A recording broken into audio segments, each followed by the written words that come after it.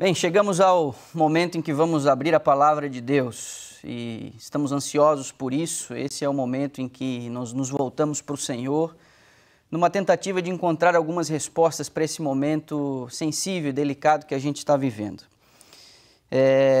Na medida em que a transmissão vai ocorrendo, a gente vai vendo as interações e a gente vai percebendo a necessidade que o nosso povo tem de se conectar uns com os outros e vão conversando. Eu queria, antes de a gente começar, mandar um alôzinho para o pessoal de Quim, a família lá do Benjamin, a família da Leni, que estão conectados com a gente. Receba aqui a minha saudação, que bom saber que vocês podem estar com a gente unidos nesse momento de reflexão. Do Rio de Janeiro, a Carla acabou colocando ali, pedindo oração para que a gente pudesse orar, especialmente por estes que estão sendo impedidos de trabalhar e as dificuldades financeiras elas vão aumentando. Nós vamos incluir de uma maneira geral, logicamente, essa questão, esse problema, mas vamos incluir seu nome, Carla, de maneira muito pessoal para esses momentos de oração e vamos direcionar seu nome para um ministério de oração que nós temos aqui na igreja. Inclusive, eles estão nos acompanhando, já devem até ter tomado nota enquanto eu falo aqui. Queria mandar uma saudação também para o Levi e a Rose, que estão conectados com a gente. O Levi foi alguém que trabalhou por muito tempo, muitos anos aqui na igreja e parte do ministério que ele exerceu ao longo de sua vida está nos dando condições hoje de a gente ter essa estrutura para fazer a transmissão. Levi, vai aqui minha palavra de gratidão para você. Aqueles que entraram agora e acabaram não ouvindo o recado do tesoureiro da igreja, do William Veneziani, eu queria reforçar o que ele disse aqui, não é? Nós estamos admirados como num momento tão difícil as pessoas têm demonstrado tanta fidelidade e o seu compromisso com Deus, entendendo que essa fidelidade ela é testada no seu limite e isso tem nos inspirado, assim, de verdade, como alguns de vocês têm levado isso a sério. E eu queria reforçar o fato de que absolutamente ninguém que entra em contato conosco aqui pode ter a sua dignidade comprometida. Nós precisamos nos certificar de que você tem o básico para você manter a sua família. Então, existem vários caminhos que a gente pode adotar para essa informação chegar a nós. Diretamente ao pastor, aos anciãos que têm ligado e cada ancião tem 10, 12 famílias que têm feito contato. Você pode fazer essa informação via assistência social ou qualquer meio possível para que a gente possa atender você. E todas as vezes que a gente entende também que a própria comunidade aqui da região metropolitana de Dallas tem oferecido através de algumas instituições ou até mesmo de algumas igrejas a condição de doação de comida e de vários itens, né, básicos para manutenção, nós estamos fazendo também essa informação circular e chegar a você da maneira mais rápida possível. Antes de a gente abrir a Bíblia, eu queria dizer para você como é que nós vamos funcionar no próximo final de semana. O próximo final de semana vai ser um final de semana bem diferente. Por quê? Nós vamos ter 3 transmissões.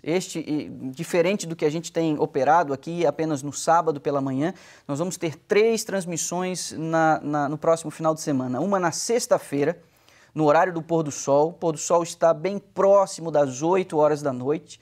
Então, você pode se programar aí para acompanhar a transmissão, o countdown, a partir de 7h45, 7h50, o sinal já vai estar no ar. No sábado pela manhã, no horário regular, às 11 horas da manhã, e no domingo nós vamos fazer uma transmissão às 7 da noite. Aí você me pergunta, por quê, pastor? Porque a gente está tão atordoado, né, com essa rotina fora de ordem, que é possível que alguns tenham esquecido que o próximo final de semana é o final de semana da Páscoa. E nós não vamos ignorar o fato de essa data ter um significado enorme para o cristianismo.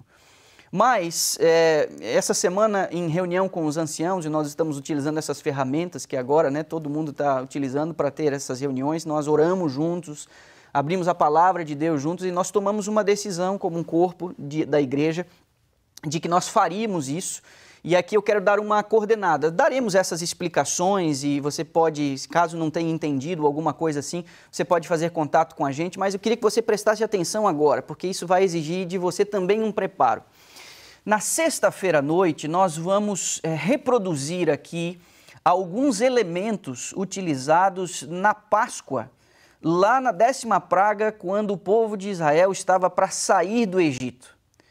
Você deve lembrar que eles estavam em quarentena, eles não podiam sair de casa naquela noite. A instrução de Deus é que as famílias deveriam estar juntas. Quando uma família fosse pequena, poderia se unir a uma outra.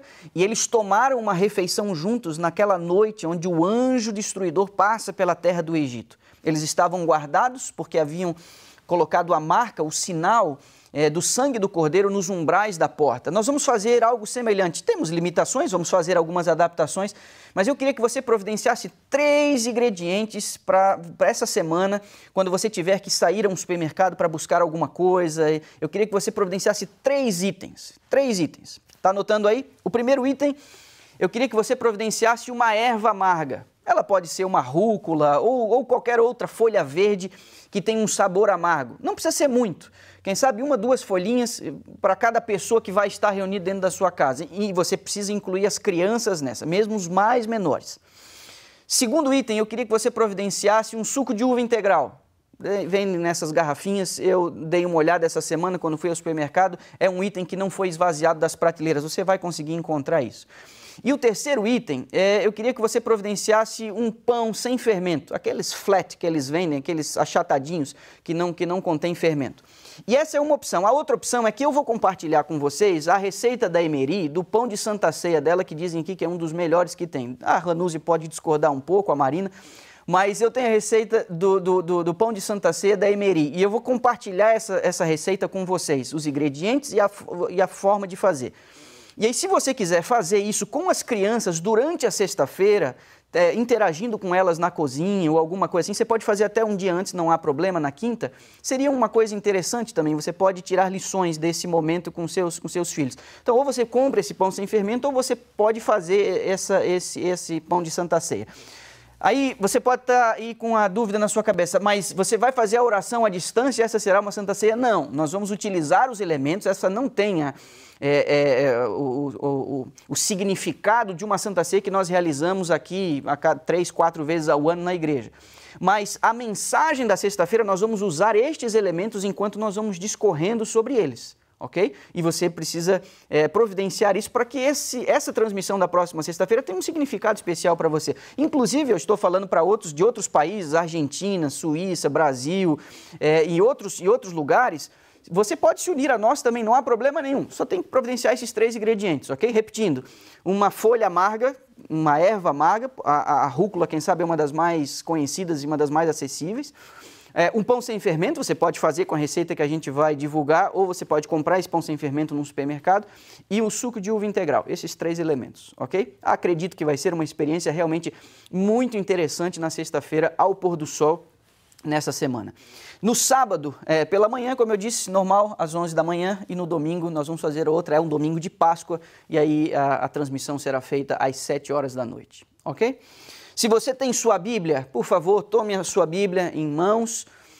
Se você estiver acompanhando a transmissão através do seu celular, pode ficar um pouco difícil de você manejar as Escrituras. Então, se você tem acesso a uma Bíblia em casa agora, eu vou pedir para que você possa ir apanhar sua Bíblia. É a coisa mais indicada para esse momento. Nós queremos que o Senhor fale com a gente.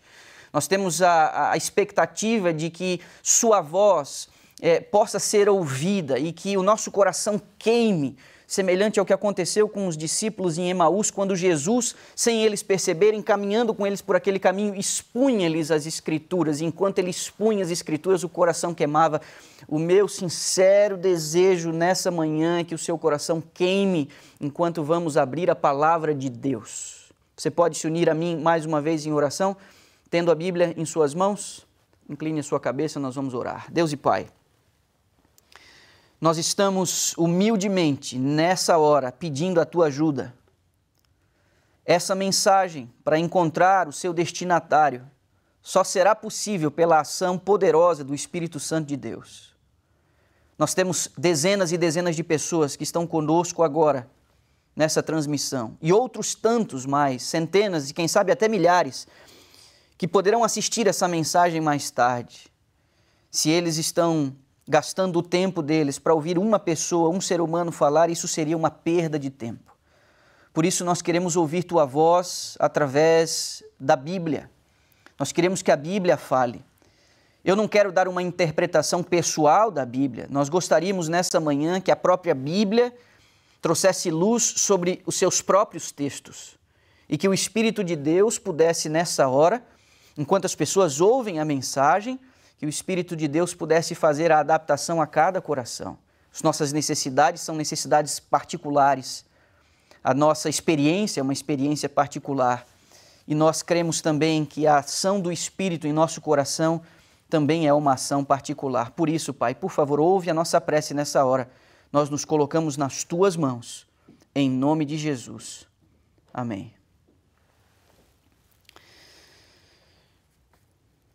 Existem muitas tentativas por parte dos seres humanos de encontrar uma resposta convincente ao problema do sofrimento.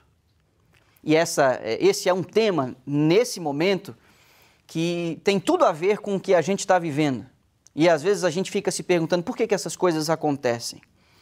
O mal e o sofrimento, inclusive, são um dos principais argumentos dos ateus e pessoas que descreem do Evangelho. Eles se perguntam como pode existir um Deus supostamente bom e perfeito, ao mesmo tempo em que a gente observa tanto sofrimento, tanta dor, tanta injustiça, tantas guerras, tanto mal nesse mundo que supostamente deveria ser perfeito. E se ele existe, esse Deus, argumentam aqueles que descreem da existência de um Criador, ele deveria impedir esse sofrimento. Ou então, ele é um Deus sádico, mau, que mesmo podendo não evita, ou ele é impotente, indiferente ao que acontece aqui embaixo. Entenda que a complexidade desse tema exige muito cuidado, muito cuidado.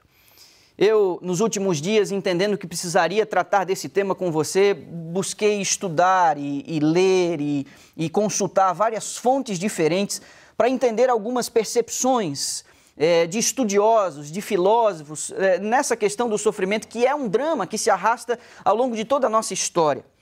E eu queria agradecer, em especial, uma das fontes que eu consultei, foi meu professor no Seminário de Teologia no Brasil, Dr. Rodrigo Silva, porque a partir de uma das suas argumentações eu consegui extrair parte da base daquilo que vou trazer aqui para vocês nessa manhã. Quando a gente vai às Escrituras e a gente vê esse drama do sofrimento, quem sabe uma das primeiras coisas que passa pela nossa cabeça foi o drama vivido por um homem que, segundo o próprio Deus, era íntegro, reto e que se desviava do mal. Seu nome era Jó. E os seus 3 amigos e um quarto mais novo que surge depois no final do livro, são 42 capítulos e eles discursam uma boa parte desse conteúdo. Os amigos de Jó tentam encontrar uma razão lógica para aquilo que estava passando com ele. E eu quero dizer a você, ao final do livro, quando Deus, segundo as Escrituras, se manifesta, esses amigos de Jó tomam uma bronca, mas tomam uma bronca tão grande que eu não quero correr o risco nessa manhã de tomar uma bronca de Deus e ficar discursando em cima da dor de outras pessoas. Porque num momento de crise, isso aprendemos lá no livro de Jó, no momento de crise, um abraço, afeto, a gente se mover para ajudar os outros, vale muito mais do que palavras, vale muito mais do que discursos. No entanto, eu e você estamos inquietos. E é meu papel, nessa hora, nesse momento, de alguma maneira, levá-lo às Escrituras para que você e eu possamos encontrar confiança e continuarmos marchando, entendendo que há um Deus no controle de todas as coisas, mesmo quando elas parecem desesperadoras. As pessoas querem um tipo de resposta que lhes faça sentido e que satisfaça o seu senso de justiça. E como eu disse, isso não é de hoje. Então, eu não quero cansar você, mas, por outro lado, eu queria que você compreendesse, eu vou citar alguns pensadores, alguns filósofos, que mesmo as pessoas atualmente que têm as suas opiniões em relação a Deus, a existência dele ou não, e essa coisa, esse problema do sofrimento, algumas dessas pessoas estão completamente influenciadas ou são completamente influenciadas pelo pensamento de alguns desses filósofos que já morreram faz muito tempo e algumas vezes elas nem sabem que elas pensam do jeito que pensam porque a cultura foi afetada por esse tipo de filosofia, esse tipo de proposta e resposta. A primeira pessoa que eu queria trazer para você aqui hoje é um filósofo muito famoso do século XVIII chamado Immanuel Kant. Ele é amplamente considerado pelos filósofos como um dos principais filósofos da era moderna. Ele concentrou os estudos dele, Kant, nos requisitos e nas condições necessárias à produção do conhecimento científico. Então, se você conhece alguém dizendo o seguinte, esse negócio de Deus comigo não combina, o meu negócio é ciência, a minha mente é uma mente científica. Entenda, esse Kent aqui era um cara e é conhecido como sendo alguém que sistematizou, através do conhecimento científico, algumas respostas. Ele incluiu os fundamentos e a validade e a consistência lógica de teorias e os limites desse conhecimento. E apesar de lógico essa proposta dele, é virtualmente impossível todos os procedimentos terem um controle experimental. Eu vou dizer para você aqui, você pode olhar para mim e falar assim, pastor, vamos traduzir isso para arroz e feijão. Esse camarada, ele diz que para você explicar alguma coisa, você tem que testar essa coisa. E ele propôs como você testar algumas coisas, para que você possa embasar o seu pensamento em cima de algo empírico. Ok, eu posso estar falando para alguém que diga assim, pastor, me dá um exemplo de uma ciência exata. Alguns poderiam dizer, a matemática é uma ciência exata. 2 mais 2 serão 4, sempre serão 4, ainda que os filósofos gostem de brincar um pouquinho com isso daí. Pela matemática, se eu pegar, vamos pegar o número 1. Pela matemática, se eu pego o número 1 e eu divido o número 1 no meio, eu consigo provar isso matematicamente? Consigo. 0,5 para cá e 0,5 para cá, metade para cá e metade para lá. Eu posso pegar essa metade e dividir ela de novo ao meio? Posso. Aí fica 0,25 e 0,25. Eu posso dividir de novo? Posso. 0,125 e 0,125. Eu posso dividir quantas vezes esses pedaços, essas frações? Teoricamente, eu posso dividir elas infinitamente. Mas você consegue perceber que a matemática, apesar de exata, eu não consigo reproduzir esse modelo, porque se eu começar hoje dividindo essas partículas, eu vou precisar de uma eternidade para continuar a dividi-las, e eu não consigo provar isso, ainda que seja pela dedução, uma coisa lógica.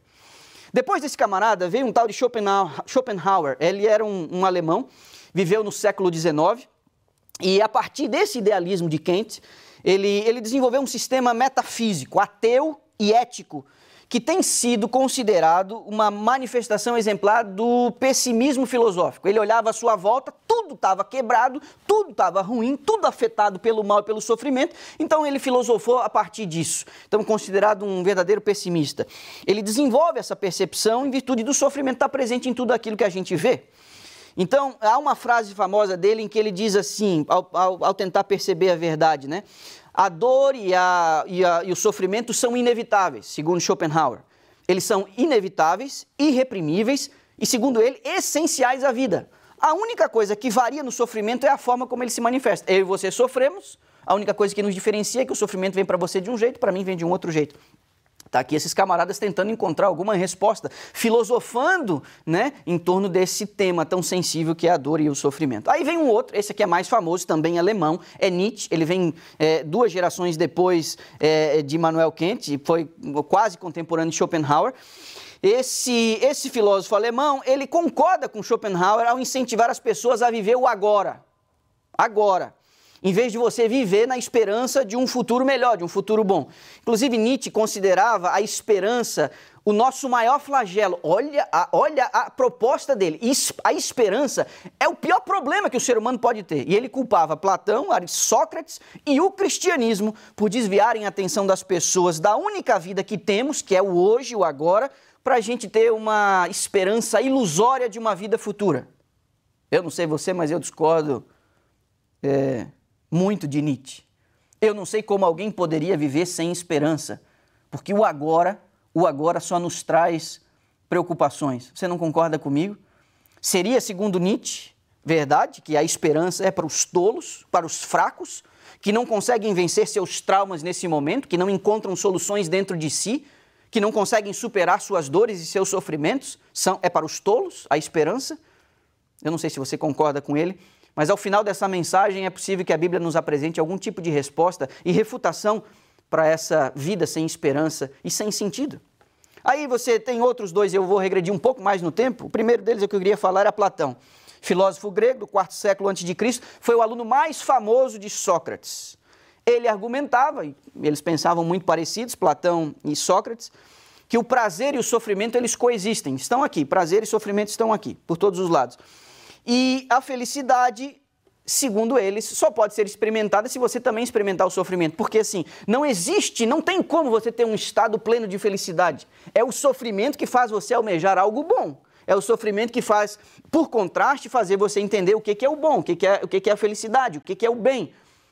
Bem interessante essa percepção dele. Aristóteles, um pouco mais racional, ele conseguia ver mais causa e efeito.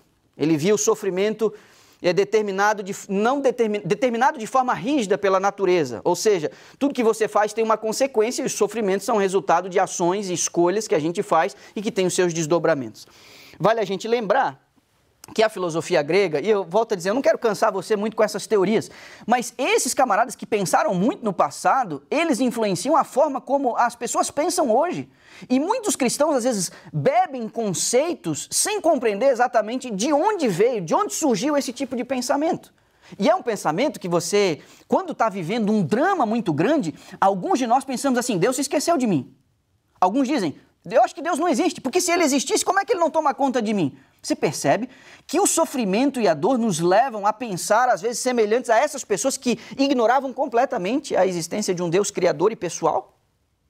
Então, ainda que eu não queira cansar você, nós precisamos entender que esse tipo de pensamento tem base e influencia demais a nossa sociedade e a nossa cultura atual. Essa filosofia grega, citada agora por último, através desses três grandes pensadores, trazia em seu bojo o panteão grego. E o panteão grego era os deuses, né? Normalmente muito trágicos em sua interação com os homens. Esses deuses faziam e tinham uma interferência diretamente no que aconteciam aqui embaixo, e eles eram afetados por suas emoções, boas e ruins. Então, um deus ficava mal-humorado, um deus ficava irado, um deus ficava contrariado, então isso desencadeava uma reação que afetava os mortais aqui embaixo. Então, nessa filosofia deles, tem no bojo, nesse mindset, nesse background, nessa forma de pensar, tinha essa interação com deuses, e cada deus ligado a uma determinada força e uma determinada característica. Mas estes filósofos, eles partiam do pressuposto dicotômico, que há um lugar e um estado além da matéria, além do físico, além do corpo. E esse lugar é intangível, está no mundo ideal, muito falado por Platão, onde habita o espírito, a sabedoria e os deuses. Aí depois, já na nossa era, veio um cristão, filósofo, foi ele quem trouxe para dentro do cristianismo muitos conceitos filosóficos. A gente conhece ele como Santo Agostinho.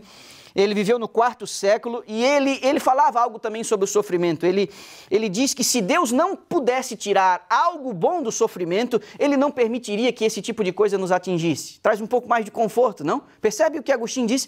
Se o sofrimento não pudesse ser utilizado por Deus para algum benefício do ser humano, Deus não permitiria que ele acontecesse. Esse era o argumento de Agostinho. E ele, como teólogo, ele discorreu de maneira marcante sobre o pecado original e a personificação do mal, algo que a gente vai ver na sequência. Agora, existe um outro, agora da nossa era, muito conhecido por algumas de suas obras, um tal de C.S. Lewis. Esse camarada é um inglês, ele é muito famoso, ele se converteu ao cristianismo depois de muito tempo ter negado a existência de Deus, e ele também se dedicou a escrever sobre o sofrimento. Ele tem uma obra, inclusive, chamada O Drama do Sofrimento, não é? O Problema do Sofrimento. E ele escreveu esses livros depois de ter experimentado perdas traumáticas na sua vida.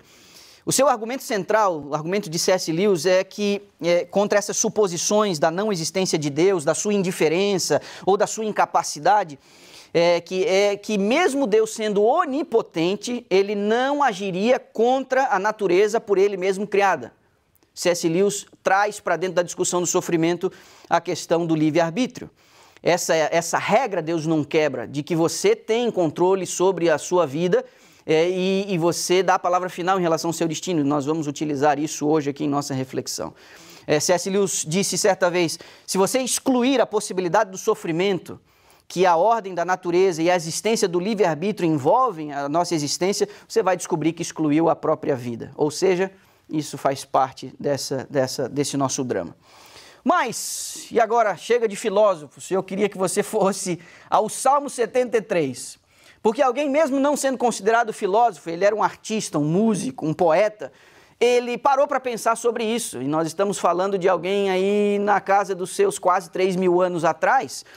É um tal de Asaf, escreveu muitos salmos. Ele era um músico, um pensador, um sonhador romântico.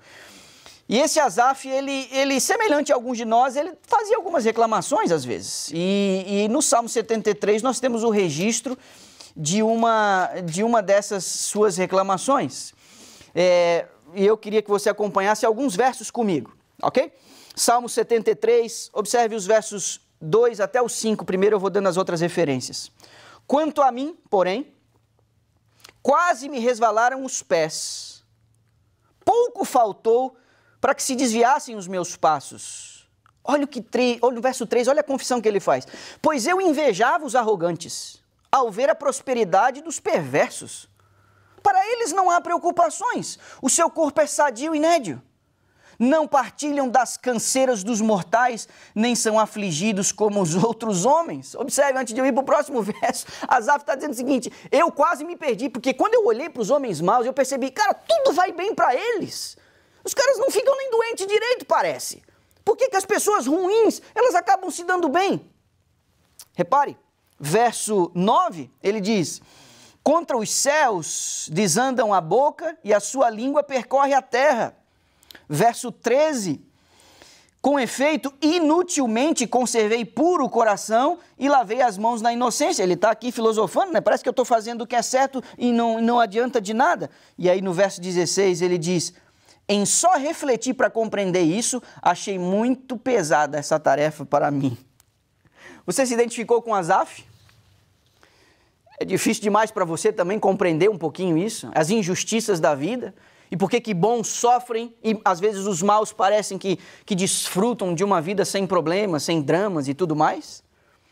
Na argumentação de Asaf, o sofrimento não respeita a lógica da justiça. É o que ele está argumentando aqui. Ele diz, quando eu parei para pensar nisso, foi muito complicado para mim. É complicado para você também? Às vezes ver o noticiário e perceber criancinhas inocentes, pessoas inocentes sofrendo, pessoas à sua volta, pessoas que foram fiéis a vida inteira, sofrendo grandes dramas, grandes abalos, grandes perdas.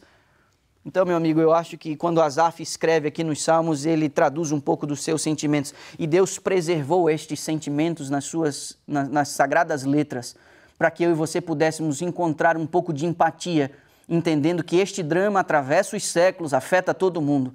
E eu espero nessa manhã que a gente encontre algum tipo de resposta que possa nos dar uma pista do porquê que essas coisas realmente acontecem. Voltaire, um outro filósofo francês, num tom irônico, ele compôs um poema depois do terremoto, grande terremoto de Lisboa que aconteceu no século XVIII, em 1755.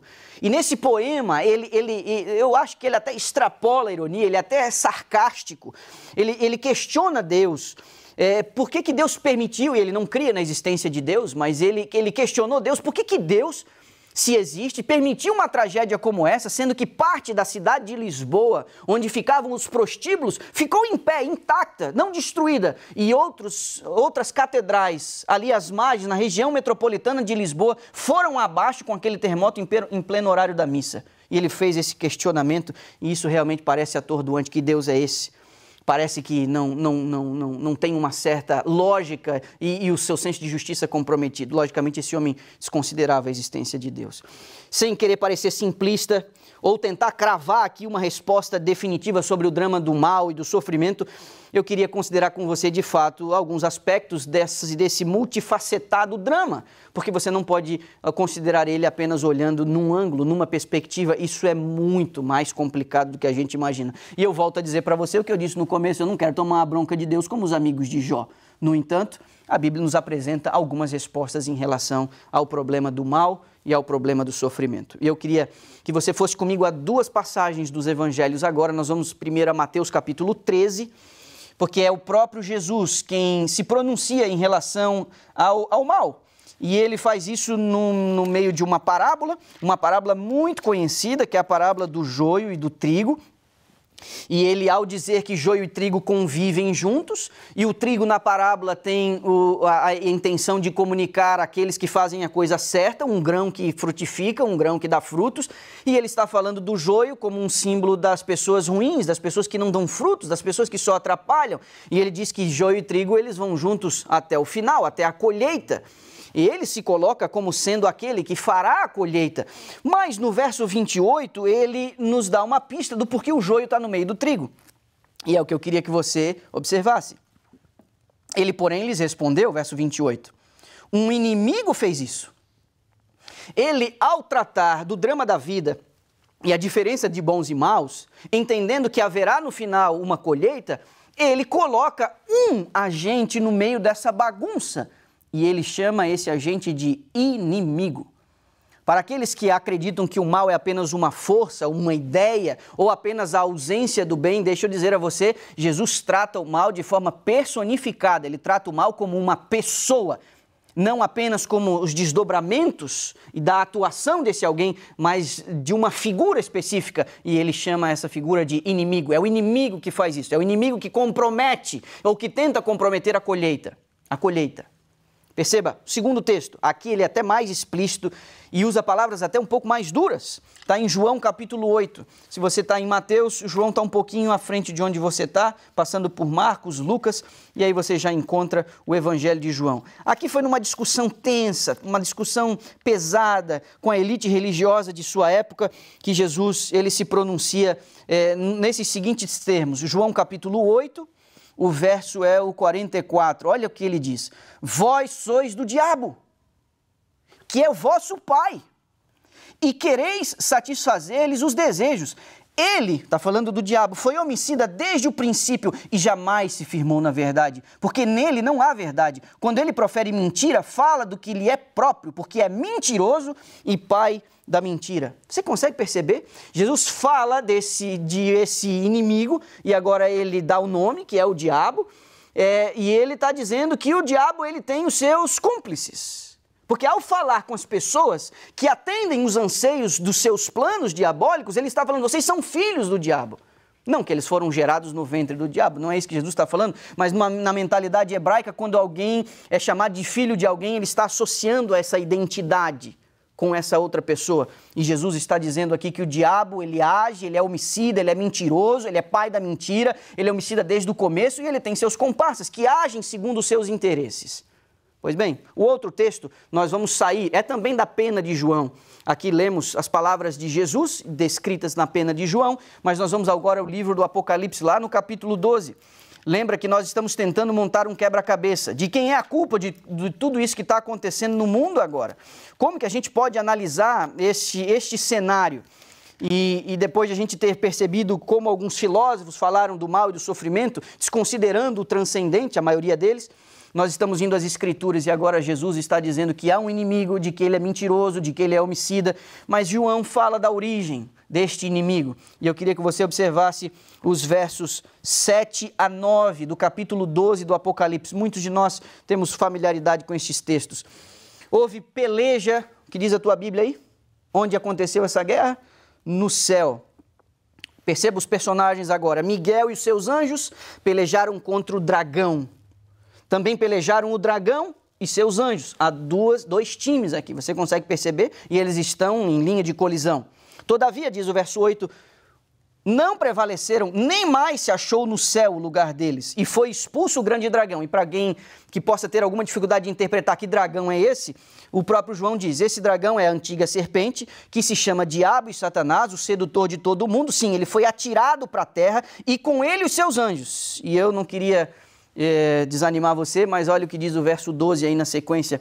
Por isso festejai, ó céus, e vós que nele habitais, e ai da terra e do mar, pois o diabo desceu até vós cheio de grande cólera, sabendo que pouco tempo lhe resta.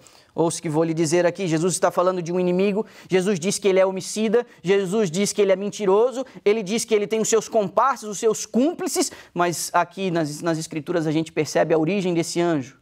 Ele foi um anjo que viveu no céu, que conseguiu atrair para si, para junto de si outros anjos, mas que foram expulsos de lá. Mas agora na Bíblia nós lemos que, ai da terra, coitada da terra, é o nosso planeta o palco da atuação deste inimigo que vem semear o joio, o mal, a miséria e a maldade. Neste episódio que eu mencionei no começo, de Jó, do drama, do sofrimento desse homem que era fiel a Deus e temente a Deus, a gente consegue perceber do que esse inimigo, homicida, mentiroso, que é dragão, antiga serpente, diabo, Satanás, e o nome Satanás significa adversário, do que ele é capaz. Então eu queria que você agora fosse comigo até o livro de Jó. Se você abrir sua Bíblia bem no meio, você vai encontrar Salmos. Jó é o livro imediatamente antes do livro de Salmos.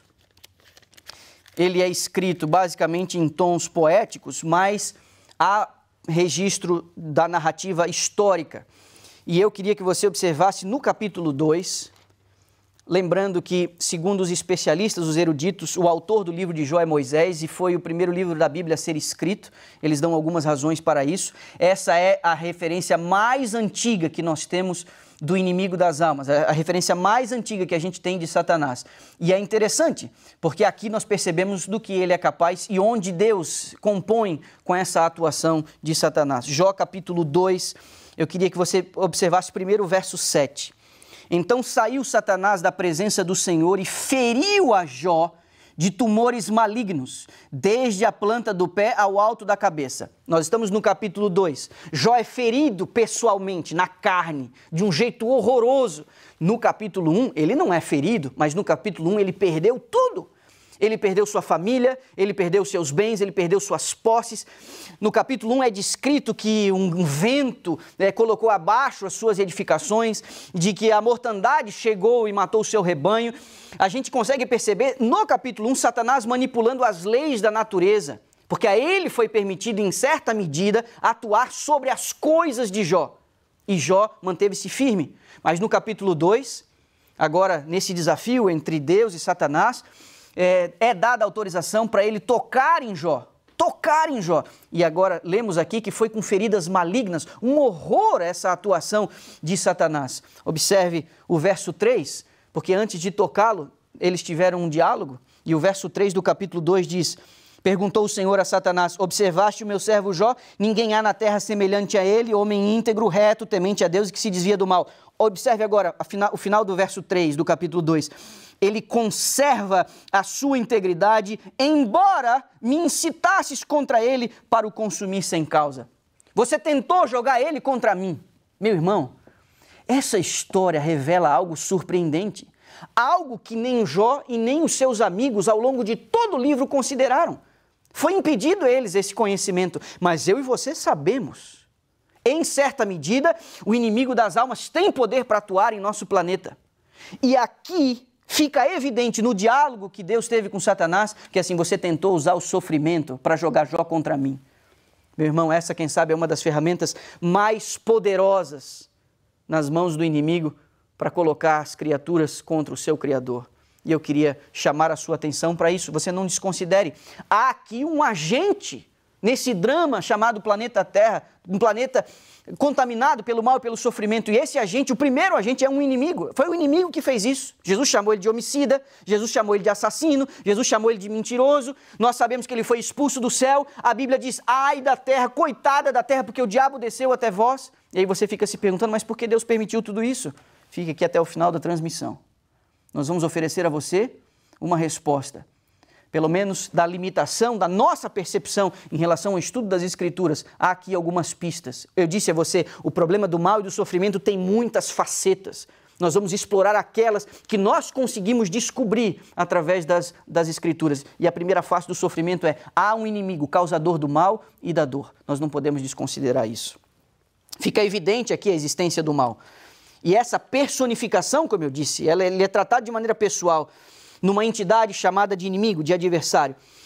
Agora, os que creem nas Escrituras, ao lermos essas passagens, poderiam dizer: pastor, eu vou desligar agora a transmissão, eu estou satisfeito, eu tenho. O senhor colocou como título da mensagem de hoje: de quem é a culpa? A culpa é do diabo, a culpa é de Satanás. Pronto, está respondido, pastor, eu estou satisfeito, para mim está claro, ele chegou no planeta e está fazendo essa bagunça toda, eu estou bem. Mas deixa eu dizer a você, aqueles que já brincaram de caça ao tesouro sabem que você não chega ao final e você não pega o tesouro na primeira pista. Você apenas entende que está indo numa direção e que essa direção, aquela referência, aquela pista diz para você que você está no caminho certo, mas não acaba por aqui, não é? A gente precisa avançar. E outra, fica fácil a gente também falar da terceira pessoa, né? A culpa é dele. A culpa é dele e das pessoas que agem sob os interesses dele. Eu não queria desanimar muito você, mas há também um outro agente nesse problema do sofrimento e do mal. E eu queria que você fosse a Romanos capítulo 7. É através da revelação e dos escritos de Paulo que a gente consegue perceber um terceiro componente aqui nesse drama. Eu digo terceiro porque o primeiro é Satanás, o inimigo. O segundo são as pessoas que agem sob os interesses do inimigo. Mas, como eu disse, é muito fácil a gente falar na terceira pessoa. A culpa é deles. Perceba, capítulo 7, versos 17 e 18 aí de Romanos. Nós lemos assim: neste caso, quem faz isto já não sou eu, mas o pecado que habita em mim. Porque eu sei que em mim, isto é, na minha carne, não habita bem nenhum, pois o querer o bem está em mim, não porém o efetuá-lo. Olha, vou olhar aqui bem nos seus olhos e vou dizer para você, não quero te frustrar não, mas tem coisa que a culpa não é do diabo. Tem coisas que você não pode culpar uma terceira pessoa, nem as pessoas que se opõem a você. Porque esse é o apóstolo Paulo aqui, e não adianta você culpar o apóstolo Paulo, ele está falando na primeira pessoa, porque quando você lê esse texto, você tem que entender que ele não está falando só dele, ele está falando da gente.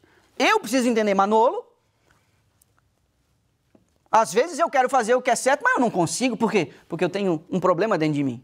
Você veio com defeito de fábrica, e você também é causador de dor e de sofrimento. Ou você nunca fez ninguém chorar, ou você nunca fez ninguém sofrer. Eu posso estar falando para um pai que se vê culpado diante de alguns abusos, de alguns excessos na educação de seus filhos. Você nunca fez seus filhos sofrer? Eu posso estar falando para filhos que já disseram coisas aos seus pais através da ingratidão, da rebeldia, de palavras ruins, mal colocadas, e fizeram seus pais sofrerem.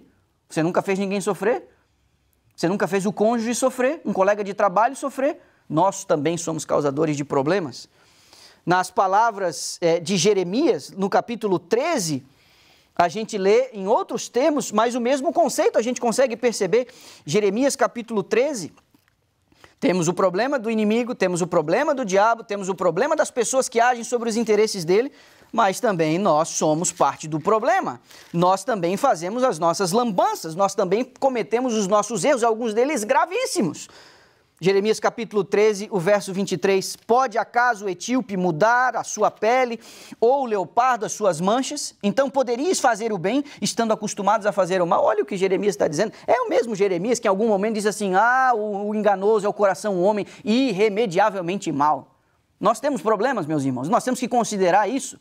E isso hoje está muito fora de moda. As pessoas não querem ouvir esse tipo de coisa. Não diga para mim que eu cometi pecado. Não diga para mim que eu fiz alguma coisa errada. Por quê? Porque eu tenho a minha verdade, eu tenho as minhas escolhas. O que é certo para mim pode não ser para você. Você tem a sua, eu tenho a minha e vamos conviver assim.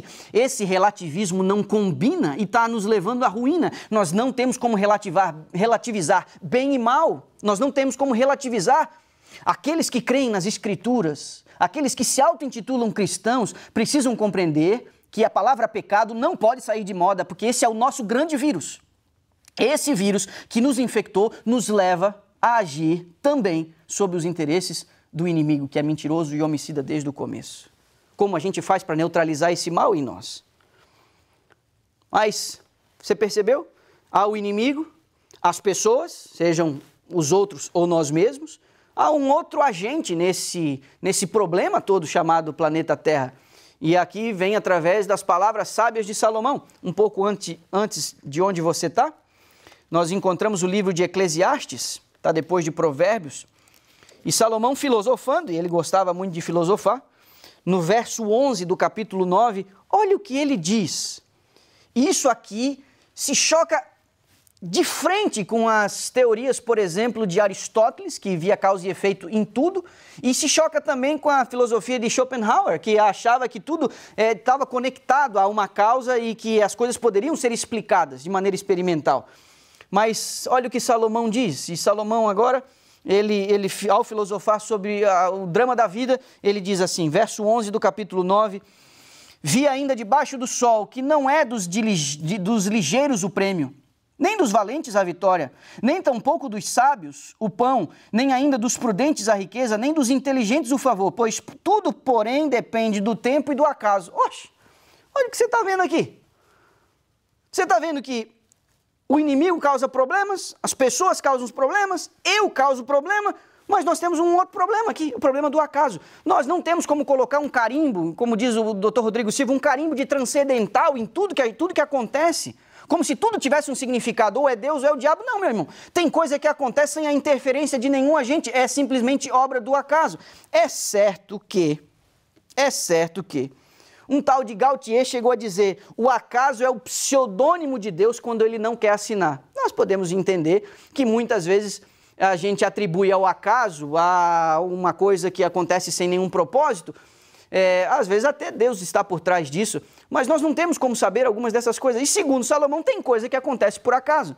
Tem coisa, por exemplo, que não respeita uma matemática lógica. Nem sempre o mais rápido ganha, nem sempre o mais esperto tem riqueza. Não, tem coisas que acontecem sem uma causa primária, sem uma causa lógica. O acaso é um desses agentes. Pois bem, temos Satanás, temos o homem, temos o acaso, mas a pergunta que fica é a seguinte: e Deus nessa história? Onde entra Deus nessa história? Porque a mensagem de hoje tem um título: de quem é a culpa? De quem é a culpa do que está acontecendo? De quem é a culpa do que está acontecendo com a minha vida? De quem é a culpa dos sofrimentos que eu ando acumulando ao longo da minha vida? De quem é a culpa? Pois bem, falamos do inimigo, falamos dos homens, de nós mesmos, falamos do acaso. Onde Deus entra nessa história? Queria convidar você. Tem 2 textos, você vai aplaudir, você vai dizer, é isso aí mesmo. Mas calma, a coisa pode ficar um pouco mais complicada. Jó, de novo Jó, no capítulo 34, nós temos um texto interessante que fala exatamente sobre Deus e sobre o problema do mal. É o verso 18 do capítulo 34 de Jó.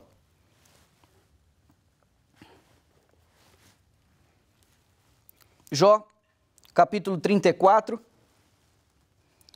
e o verso 18. Lemos assim: longe de Deus o praticar a maldade. Você percebe a argumentação aqui? Longe de Deus o praticar a maldade. Na realidade, os amigos de Jó estão tentando justificar a Deus. Os amigos de Jó estão racionalmente tentando desenvolver aqui uma razão para Jó estar passando por aquilo. Porque Jó está ali falando e os amigos de Jó falam assim, não, Deus não pode ver a maldade, Deus não pode estar fazendo isso. Nessa argumentação desse amigo de Jó, fica claro, e eu e você parecemos concordar com ele, né? Longe de Deus o praticar a maldade. Você diz, pronto, pastor, então é o inimigo, são as pessoas, é o acaso. Deus não pode fazer o mal, Deus não pode infligir o sofrimento a ninguém. Abacuque, capítulo 1, e o verso 13, diz que Deus não pode ver o mal. Eu vou abrir esse texto, ainda que Abacuque esteja escondido aqui, exprimido, ali perto de Naum e Sofonias. Em Abacuque 1 e o verso 13, olha o texto, que bonito. Tu és tão puro de olhos, diz o profeta, que não podes ver o mal, e a opressão não podes contemplar. Ou seja, Deus é tão puro, Deus é tão santo, que Ele não pode contemplar o mal. Deus não pode ver o mal, e você diz, é isso mesmo, eu já sabia, pastor. Porém, Isaías e Amós parecem complicar um pouco a nossa vida. E o primeiro texto que eu queria que você visse, porque está mais perto aí, é o texto de Amós. Volte devagarinho aí que você vai encontrar Amós, bem próximo aí de onde você está. Amós, no capítulo 3, e no verso 6, diz assim, ó, é uma pergunta retórica. Tocar-se-á a trombeta na cidade, sem que o povo se estremeça? Sucederá algum mal à cidade, sem que o Senhor o tenha feito? Apesar de estar num tom, na forma de uma pergunta retórica, o que Amós está tentando dizer aqui, na estrutura de pensamento do Oriente, Deus fez. Ou alguma coisa pode acontecer sem que Deus não tenha feito. Pior é que Isaías consegue ainda trazer um pouco mais de complicação para nós. No capítulo 45 do livro de Isaías, e eu espero que a sua conexão não caia, porque você não pode ficar sem essa resposta. Isaías capítulo 45 e o verso 7, a gente lê assim: eu formo a luz e crio as trevas, faço a paz e crio o mal. Eu, o Senhor, faço todas as coisas. E agora? Deus cria o mal? Deus é o causador do sofrimento? Parece não haver uma coerência entre os textos que nós lemos e os profetas aqui parece que estão batendo cabeça, não? Eu e você precisamos compreender o mal num aspecto mais amplo. A Bíblia está dizendo aqui que Deus cria o mal, mas eu e você temos que entender que o mal, ele é realidade e possibilidade. Quando Deus, em algum momento, decidiu criar seres livres e perfeitos, e para que eles pudessem ser perfeitos, eles tinham que ser livres, o mal como possibilidade sempre existiu. Sempre existiu como possibilidade. A partir do momento em que Deus resolveu criar seres inteligentes com a capacidade de escolha, o mal tornou-se uma possibilidade. Todavia, o mal passa de possibilidade à realidade numa escolha estranha e misteriosa de um anjo perfeito. Você consegue perceber como possibilidade o mal é remoto. Desde o momento em que Deus resolveu criar seres perfeitos, o mal é uma possibilidade, mas ele passa a ser uma realidade quando uma criatura misteriosamente escolhe viver fora do plano de Deus, fora da rota de Deus, fora do trilho de Deus. Ele desconfia do bem, desconfia da luz. Esse é o grande problema. Os filósofos chegam a dizer que há 3 categorias para o mal. 3 categorias. E a filosofia costuma classificar o mal de 3 maneiras. O primeiro é o mal metafísico, o mal subjetivo. Esse mal consiste na imperfeição e desordem do mundo. Ele está aqui, a gente consegue ver. E neste mal subjetivo, a morte é uma consequência natural e a gente vê isso o tempo inteiro. Há um outro tipo de mal, que é o mal físico, é o mal de contingência. São as catástrofes, são as doenças, são os males causados por nós mesmos, a traição, o abandono. Esse é um tipo de mal. E há o mal moral. Esse mal moral está conectado à liberdade e à responsabilidade humanas. Aqui o mal surge como produto de ações humanas. Você percebe? Entram em cena a consciência e a culpa em confronto com o anseio da justiça e da absolvição. E aí permanece a pergunta queixa pelo sentido. Boa parte dos filósofos naturalistas, aqueles que desconsideram a existência de Deus, eles não encontram uma razão para o sofrimento. Diante das suas inúmeras e empoderáveis facetas, que esse mal é vivenciado de forma muito pessoal, eles não conseguem entender o porquê que isso acontece. Eles apenas dizem, acontece, tanto quanto o bem tem o mal. E aí o que nos diferencia é como você sofre e como eu sofro, como a gente reage em relação a isso. Mas a pergunta essencial é por que que isso acontece? Os filósofos não conseguem responder de maneira satisfatória. E aí o problema do sofrimento se esbarra com uma outra pergunta fundamental do sentido da vida. Por que que tudo isso acontece e por que que a gente está aqui e como é que a gente veio parar aqui? A Bíblia sugere 4 agentes atuando simultaneamente na história. Você percebeu? O primeiro, o inimigo. Segundo, os seres humanos, os outros e eu. Terceiro, o acaso. E quarto, Deus. Estes 4 agentes, eles estão atuando simultaneamente. Alguns de vocês vão conhecer o que eu vou mostrar aqui. Eu não sei quantos de vocês conhecem esse objeto aqui.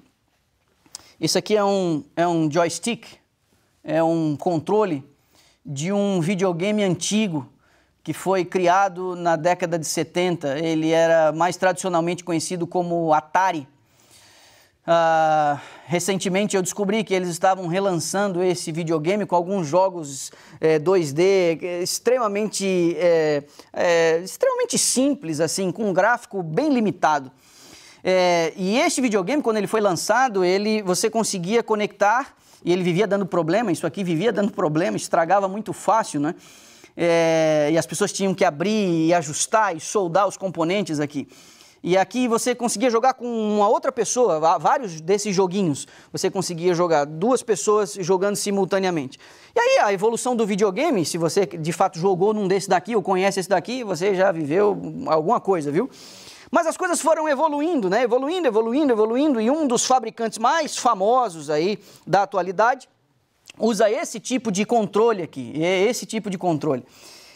Lá em casa nós temos, e há um joguinho que a gente joga de vez em quando, eu e o meu filho, o Noah, que vai fazer 9 anos, mês que vem, nós jogamos um joguinho de futebol, e aí nós podemos, nós dois, usar cada um o seu controle, e nós podemos jogar contra o computador, contra o videogame, ou nós podemos jogar um contra o outro.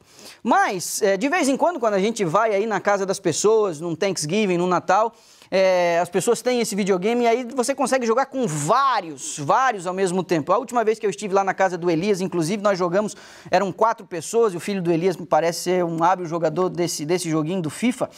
E nós jogamos 4, 2 pessoas em cada lado, e aí simultaneamente. Pois bem, o que eu quero dizer na ilustração desse jogo e no uso desse controle é que cada jogador atua com uma certa liberdade a partir do seu conhecimento e da sua capacidade. Mas todos nós, dentro dos limites que o jogo impõe. Quando nós tomamos esse controle para jogar esse jogo, existem alguns comandos, existem algumas regras, existem alguns limites. E a partir desses limites, desse controle, da minha habilidade, do meu conhecimento, da minha capacidade, eu vou jogando simultaneamente com outros. Alguns mais habilidosos, outros menos habilidosos. Pode parecer estranho a você, mas no drama da vida, jogam você e outras pessoas. Satanás e os seus aliados, o acaso e Deus. E antes que você venha me questionar e mande uma mensagem aí no chat ou uma mensagem pessoal para mim, dizendo que, pastor, você tá questionando a soberania de Deus, eu quero dizer a você, eu não estou colocando Deus no nível dos jogadores assim, de forma categórica. Deus é um destes agentes que jogam esse jogo da vida, simultaneamente a mim e as minhas escolhas, aos meus semelhantes e outros da mesma sorte que eu, e de um inimigo que fica tentando provocar o mal, e que no caso de Jó, eu e você percebemos que ele fica jogando as pessoas, as criaturas contra o Criador, causa o mal e depois diz, onde está Deus que não te ajudou? Viu? Ele não existe, e se existe, ele não é capaz, e se é capaz, ele é sádico, porque não fez nada para evitar essa dor, esse sofrimento, essa sua perda. Antes que você questione a soberania de Deus, me permita eu ir para as minhas considerações aqui. Eu vou desatar esse nó que acabei de fazer. Deus não está se prevalecendo nesse jogo com os seus superpoderes. Porque Ele decidiu jogar esse jogo com o seu caráter, não com a sua onipotência. Nenhum oponente poderia jogar de igual para igual com Ele. Isso seria impossível. Isso seria impossível. Mas aquilo que pode ser considerado como indiferença, aquilo que pode ser considerado como incapacidade ou não existência de Deus, é na realidade uma das coisas que mais reafirmam o seu caráter perfeito, porque Ele fez criaturas livres e essa liberdade é muito perigosa, mas ninguém seria capaz de viver o amor na sua essência. Ninguém seria perfeito como entidade racional, não tivesse em si a capacidade de escolher para que lado ir, que direção seguir e que rumo tomar. Não haveria condições, seríamos automatizados, programados para fazer exatamente aquilo que Ele diz que a gente tem que fazer, mas não, Ele deu escolha e está argumentando ao longo da história que não existe outra alternativa melhor que não a dele, que não sua proposta de vida e de salvação.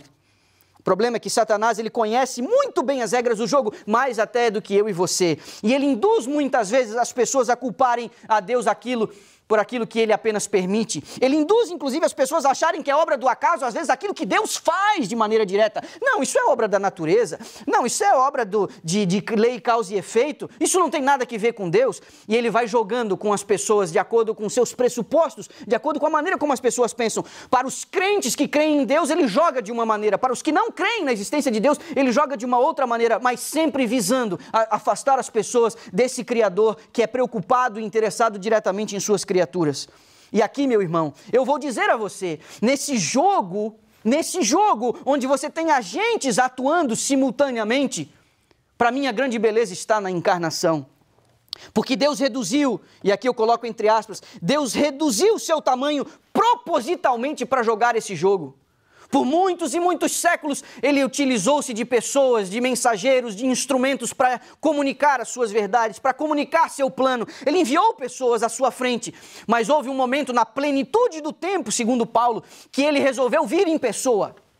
Nesse drama da vida, Ele diz, eu agora, ao assumir a minha parte nesse drama, eu agora vou me comunicar com eles de maneira direta. E aí Ele toma a forma humana. Entendendo o nosso drama, Ele deu esse passo incrível de fazer-se um de nós, demonstrando não apenas empatia, mas evidenciando que as consequências do mal e do sofrimento também atingiriam Ele de maneira pessoal. Deus não está fazendo as coisas à distância, por procuração. Ele veio, pisou em nosso planeta, sofreu os nossos dramas, para que eu e você não tivéssemos a mínima dúvida de que Ele sabe o que é sofrer, de que Ele sabe o que é suportar a dor, de que Ele sabe na sua própria carne as consequências do mal e do sofrimento. Você pode olhar para Ele e confiar nele, porque Ele sabe o que você está sentindo. Compreende o que eu estou dizendo? Ele não atua de forma soberana apenas, com superpoderes, porque senão ele não teria nem criado esse anjo rebelde. Em sua onisciência ele sabia, esse cara vai me causar problema, não vou nem criá-lo, mas ele não seria perfeito. Nós não poderíamos confiar num Deus assim, num Deus que talha a liberdade, num Deus que coíbe as pessoas, num Deus que força as pessoas. Não, meu irmão, você tem um poder incrível em suas mãos, o poder de rejeitar o próprio Deus. Esse Deus tomou forma humana. E o que poderia nos trazer esperança é o fato que depois de tudo isso, depois de provadas as intenções desse plano diabólico, depois de amadurecido o mal, e Deus não está indiferente, mas o mal precisa se mostrar em todas as suas dimensões, para que no final, quando Deus resolver erradicar o mal, fique provado de uma vez por todas que o mal não compensa, de que o sofrimento foi apenas um estágio para que nós pudéssemos alcançar a libertação plena e total. Ficará provado, depois dessa bagunça toda, para o universo que um propósito maior, visando a salvação das pessoas e a redenção do planeta, estava por trás de cada ação divina. Eu e você estamos tomando as nossas escolhas. Nesse jogo aqui temos a nossa atuação. A nossa atuação influencia a vida de outras pessoas, dos nossos filhos, do nosso cônjuge, dos nossos vizinhos, dos irmãos da igreja, dos amigos do bairro. A nossa atuação afeta os outros positiva e negativamente. O inimigo está aqui, vimos desde o começo, ele semeia o mal, é homicida, é assassino, é mentiroso. Tudo isso está jogando simultaneamente e Deus também está fazendo os seus movimentos. Deus também está fazendo os seus movimentos dentro dos limites que Ele mesmo estabeleceu para todos os agentes da história humana. Só que, em seu superpoder de administrador do universo, ainda que hajam vários agentes, eu, você, o inimigo, o acaso, há um propósito que não será frustrado em todos os movimentos dos agentes nesse drama da vida. Porque no final, o propósito de Deus vai prevalecer. A serva do Senhor nos diz algo a esse respeito, e aqui os meus cumprimentos ao Grenville, que me passou esse texto ontem. A história das nações, que uma após outra tem ocupado seus destinos, tempos e lugares, testemunhando inconscientemente da verdade da qual elas próprias desconheciam o sentido, fala a nós. A história das nações fala a nós. A cada nação, a cada indivíduo de hoje tem Deus designado um lugar no seu grande plano. Homens e nações estão sendo hoje medidos pelo prumo que se acha na mão daquele que não comete erro. Todos estão, pela sua própria escolha, decidindo o seu destino, e Deus está governando acima de tudo para o cumprimento do seu propósito. Todas as vezes que Deus decidiu atuar de forma direta, Ele não contrariou o seu próprio caráter e o propósito que o movia. Só que há um grande perigo. A mentalidade atual questiona a ação de Deus na história. O inimigo das almas, ele tem trabalhado com as gerações, ele tem preparado gerações, e uma mentalidade, ele sempre molda uma mentalidade em cada geração, dificultando ainda mais para a geração seguinte. E nós vivemos hoje numa mentalidade pós-moderna. A nossa geração, ela não consegue compreender um Deus disciplinador. O senso comum hoje prega assim, quem ama não pune. Quem ama não castiga. Quem ama não faz o mal. Esses conceitos ganharam muito terreno na cultura atual, como eu disse. Na década de 70, o ganhador de um prêmio Pulitzer, chamado Baker, ele é um psicólogo e ele escreveu uma obra fantástica chamada A Negação da Morte. Ele argumenta nessa obra que a humanidade, depois da Revolução do século XVI, começou a ignorar Deus, apagando Deus de todas as explicações. Tudo havia uma explicação, colocando Deus na equação, a Bíblia na equação, mas não, Bíblia é um livro, papel aceita tudo, tira isso. Deus não existe, Deus é um tolo, se existe é um tolo, nós vamos tirar ele da equação. Nós vamos resolver os nossos problemas olhando para nós mesmos, dentro de nós vamos encontrar as soluções. Então, depois do século XVI, o homem, ignorando a Deus, ele precisou desesperadamente de uma visão romântica da vida, porque Deus dava isso. E aí, quando o ser humano aceita o fato de que ele está aqui por acidente, tirando Deus da explicação e do sentido da vida como causa, como origem, quando o ser humano se recusa a acreditar na providência, preferindo aceitar as coisas como resultado de causa e efeito, surge uma carência enorme e irremediável no coração humano. Se Deus não está, fica um buraco. E aí, Segundo Baker, que a gente não pode esquecer, é um psicólogo, existe um mecanismo de defesa elaborado contra todo conhecimento da nossa mortalidade. O ser humano ele não quer morrer, o ser humano ele se recusa a aceitar a ideia da morte, ele, mesmo sendo ele cético ou ateu. Então, por isso que ele chama essa obra de A Negação da Morte. Então, o que o ser humano faz? Já que ele não pode mais contar com Deus, porque Deus não existe, o ser humano ocupa o lugar de Deus com alguma coisa que assume um papel de divindade. Às vezes a ciência, o ser humano se volta para a ciência para buscar todas as respostas, todos os socorros, todas as soluções. E a gente já percebeu no século passado que essa volta, o abandono de Deus e a volta para a ciência nos levou a 2 grandes guerras. Perceba como a ciência é incapaz de atender o anseio do coração humano. O ser humano também se volta para o dinheiro, porque se ele trabalhar duro, Deus ajuda quem cedo madruga, não é? Se ele trabalhar duro, ele pode encontrar, através das suas posses e do seu próprio esforço, a solução para os seus problemas. A minha pergunta, você está percebendo como agora o dinheiro tem se mostrado ineficaz diante desse drama? Você está percebendo agora como a ciência, ainda que a gente realmente espere, e eu não estou falando contra a ciência, contra a real ciência, a ciência que é controlada por leis que o próprio Deus estabeleceu. Não estou falando mal da ciência, nós realmente esperamos que o homem consiga, com a ajuda de Deus e a manipulação das leis que Deus estabeleceu, encontrar uma saída para isso. Mas não, isso não pode trazer a solução plena, nem mesmo a sociedade, o governo. O ser humano tentou ocupar o lugar de Deus com tudo isso, isso se mostra apenas inútil e ineficaz. Essa é uma tentativa de trazer um pouco de conforto e esperança de uma vida que pode ser prolongada, ou de uma esperança de que um dia o ser humano resolva o problema da não morte. Assim, o objeto do nosso amor passa a ser um tipo de divindade. E o amor, que não é mais algo instintivo, ele passa a ser uma obsessão. E o mesmo acontece na relação de pais e filhos. Eu estou tentando ajudar você a compreender o tipo de mentalidade que recusa a ideia de um Deus disciplinador, de um Deus que não pode punir os seus filhos. Pai, hoje em dia, não vê mais o filho como um filho, mas um tipo de Deus.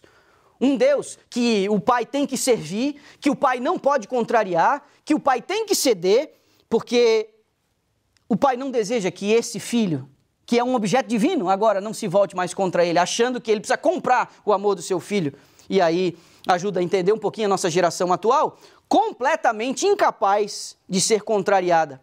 E está claro, eu e você percebemos isso hoje em dia, não se pode frustrar, não se pode dizer não, não se pode magoar, não se pode disciplinar, não se pode botar de castigo. Isso também acontece na escola, professores impedidos de exercer a sua autoridade. Ai do professor que levantar a voz contra o meu filho, hoje em dia está assim. O filho antigamente tirava uma nota baixa, o pai procurava o professor e dizia, escuta, onde que ele pode melhorar? Mas agora não, o filho tira uma nota baixa e o pai vai tirar satisfação com o professor e diz, por que você não ensina direito? Infelizmente, esse tipo de postura está acabando afetando a nossa própria relação e a nossa visão de Deus. Na Revolução Cultural em Paris, na década de 30, cada um passou a fazer o que bem entender. Você pode fazer o que você quiser, vestir o que você quiser, comer o que você quiser, ir onde você quiser. Você é a medida de todas as coisas. E atualmente, esse tipo de filosofia que começou algumas décadas atrás, chegou num slogan aí, meu corpo, minhas regras. É bem próprio desse momento que a gente está vivendo. Assim, quando Deus não é ignorado, muitas vezes ele é colocado na parede, até pelos que creem em sua existência, não podendo punir, disciplinar ou contrariar ninguém. Mas eu e você precisamos compreender que a mesma força que levou Deus a manifestar o seu amor, a mesma força que fez ele descer a este planeta para morrer por mim e por você, a mesma força que impulsiona o seu caráter para resgatar a gente do mal e do sofrimento, é a mesma força que trará punição e retribuição aos que rejeitarem a sua oferta de salvação. Deus vai precisar erradicar o mal e o sofrimento do universo, porque isto está completamente alinhado aos propósitos da sua perfeita justiça e bondade. Nós não podemos conviver com o mal e o sofrimento eternamente. Há um fim, há um limite para isso. O bem não vai ceder ao mal, ele vai acabar prevalecendo no final de todas as coisas. Por isso o salmista, os filhos de Corá, no Salmo 85, no verso 10, eles em tom poético dizem para nós essa ligação entre o amor de Deus e a sua justiça, que faz a gente entender que a força que o leva a dar sua vida é a mesma força que o levará a exterminar o mal e o sofrimento. No verso 10 do Salmo 85 a gente lê: encontraram-se a graça e a verdade, a justiça e a paz se beijaram. Com isso eu quero terminar aqui as minhas considerações. Essa visão pós-moderna, não conflitante, não está em harmonia com a revelação bíblica. O bem não poderá prevalecer sem que o mal receba a sua recompensa. E está claro na Bíblia que Deus disciplina os seus filhos. O último texto dessa manhã está em Apocalipse capítulo 3. Muitos de nós conhecemos esse texto de cor. Muitos de nós estamos familiarizados com essa mensagem. Capítulo 3 do livro de Apocalipse. Na seção da carta à igreja de Laodiceia, nós lemos no verso 19: eu repreendo e disciplino a quantos amo, sê pois zeloso e arrepende-te. Mesmo quando Deus atua de maneira drástica, Ele é movido pelo seu amor. Ele age no cumprimento do seu perfeito propósito. O bem prevalecerá e haverá salvação para aquele que crê. Deus não disciplina os seus filhos porque Ele tem uma variação no seu humor, porque Deus acordou de cara virada hoje sem estar muito feliz e aí Ele sai à reveria castigando e punindo os seus filhos. Isso não tem que ver com revanchismo, porque um dia eu virei as costas a Deus, agora Ele vai lá e vai me punir, Ele vai me chicotear, Ele vai transformar a minha vida em um verdadeiro inferno. Isso não tem que ver com mero capricho, Deus lá de cima monitorando as coisas e agindo como se fôssemos meras marionetes aqui embaixo. Não, meu irmão. O que está por trás de um gesto de justiça de Deus, e a Bíblia está repleta destes atos drásticos de Deus. Às vezes, quando Ele precisou intervir de maneira drástica, é porque dentro do seu sagrado propósito, Ele não podia comprometer o desenvolvimento do seu plano de salvação. Houve momentos em que o inimigo fez tantos avanços em nosso planeta que o plano da salvação estava ameaçado e Deus precisou agir para conter a impiedade e o mal, mesmo quando nós lemos algumas medidas drásticas no Antigo Testamento dizendo: que Deus é esse que manda chegar a matar criancinhas e todo mundo numa cidade? Eu e você precisamos compreender que por trás destes gestos drásticos há um propósito. Para que a raça humana não perdesse a chance da salvação, Ele precisou agir de maneira a conter o mal e a maldade e os avanços de Satanás nos limites deste planeta. Não se esqueça que o mal e o sofrimento têm dia e hora marcados para acabar. Ao você tomar o seu lugar no jogo da vida, ao você assumir o controle da sua vida, das suas ações, você precisa levar em conta que você não pode transferir o controle da sua vida a ninguém mais. Você não pode achar que o seu cônjuge é culpado pelas tuas ações. Você não pode transferir as responsabilidades pelos seus filhos, pelos parentes que abandonaram você. Você não pode transferir a responsabilidade para um pai que não deu bola para você, para um pai que foi indiferente às tuas necessidades. Você tem o controle da sua vida. Porque neste jogo chamado vida, cada um de nós é um agente. Deus está tentando levar o seu propósito até o final para eliminar o mal e o sofrimento.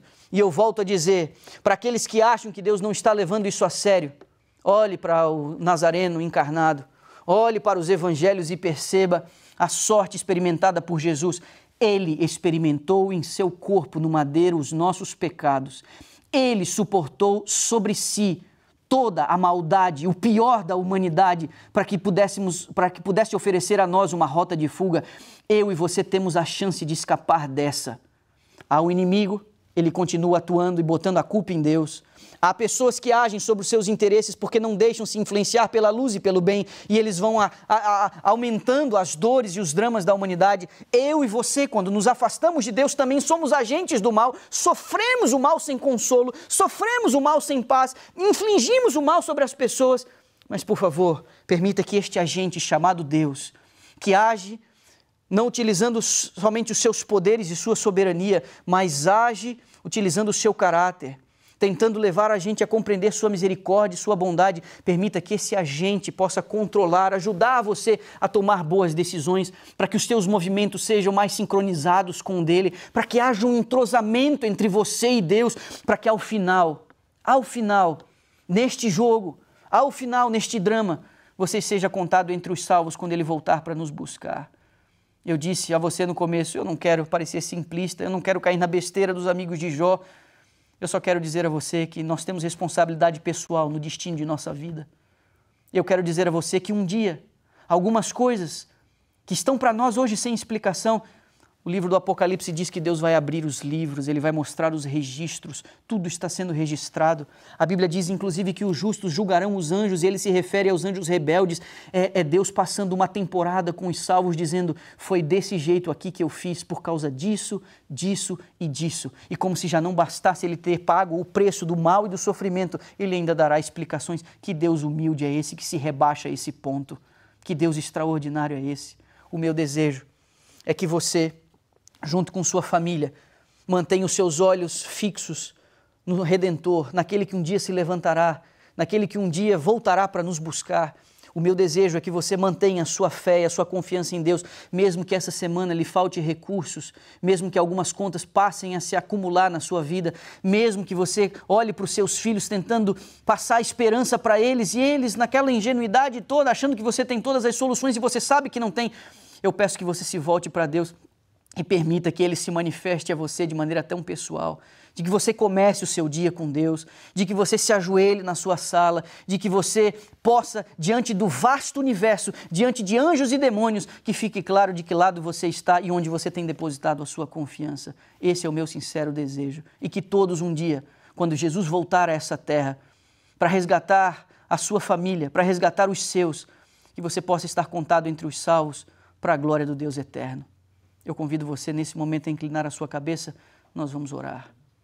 Deus e Pai, obrigado por Tua palavra, obrigado porque o Senhor não nega a realidade do mal e do sofrimento, obrigado porque está registrado aqui que existem agentes que tentam comprometer a nossa felicidade, que inclusive tentam colocar no Senhor a culpa de tragédias, de penalidades. Sim, o Senhor age, sim, o Senhor disciplina, mas o Senhor faz isso com o seu amor, dosando a disciplina de forma pessoal a cada pessoa. Porque há um propósito, o Senhor prefere ver-nos em alguma agonia neste planeta, a ter privado de si a nossa presença na eternidade. Mas o Senhor é justo tanto quanto o Senhor é amor, e nós precisamos confiar nisso.